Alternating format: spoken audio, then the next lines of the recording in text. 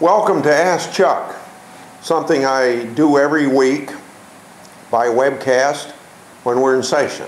And that's basically 40 to 42 weeks out of the year that I do a webcast, because we're in session about 40 to 42 weeks out of every year.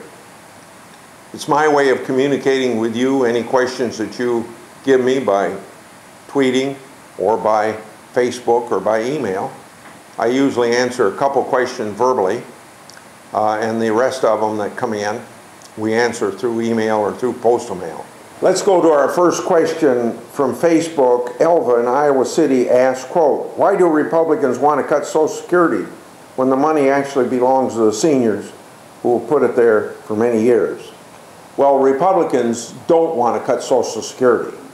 You probably hear that from the other political party because they like to demagogue that issue and make Republicans look like they're against senior citizens, when, quite frankly, every Republican is going to become a senior citizen someday, and they know the important role of Social Security in our society. In fact, it's part of the social fabric of America, and it's not something that's going to be done away with.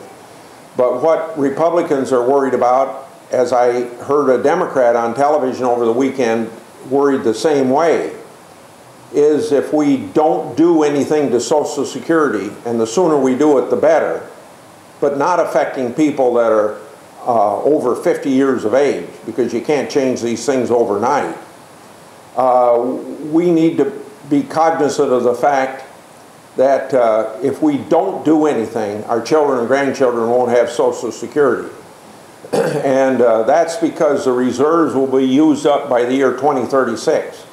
So, Elva, if you ever hear anybody say, well, you should never touch Social Security, they may not be aware of it, but what they're really saying is our children and grandchildren should get only 75% of the benefits that you and I get today. I heard this Democrat congressman say this over the weekend on television. He said, I don't think it's right to have people born and retiring after 2036 only get 75% of benefits. They should get 100% just like you and I get. He's right. And so there is a common understanding that Social Security is sound for this generation, but for the next generation it's not, and we need to do something to make sure that it is sound. And that's not going to involve cutting your Social Security. The second question comes Facebook. Yvonne from Toledo asks, the employee at the Department of Justice that viewed child pornography should be fired. Isn't there a policy about that? Well, it's not a clear-cut policy that watching child pornography on the job in and of itself is a violation of the rules, but quite frankly, it ought to be pretty specifically spelled out that just watching pornography on the job is wrong, just like you shouldn't probably be watching pornography when you're not on the job.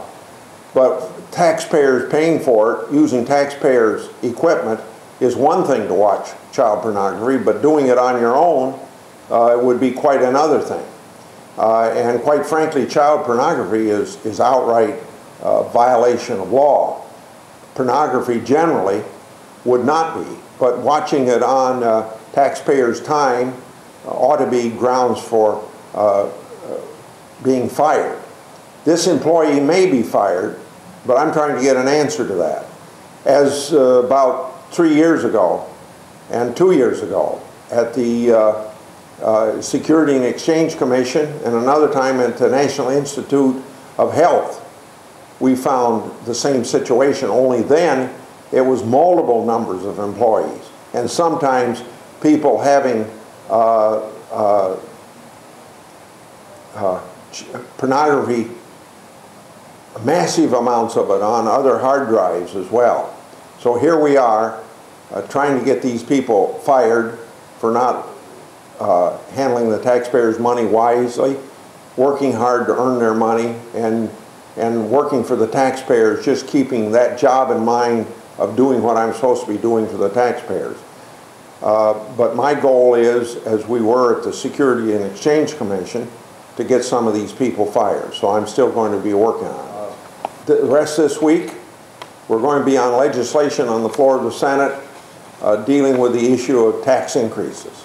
And obviously, I'm not for tax increases because following President Obama's own words after he was elected president, but before he's sworn in, he said something like this, that I run on a platform to increase taxes, but we're in a recession, so we shouldn't increase taxes. Now we're still in a recession. 2 years later, he wants to increase taxes. I'm trying to remind you of his own words. You shouldn't increase taxes when you're in a recession because it's not going to help us get out of a recession. Look forward to your questions next week, and thank you for listening.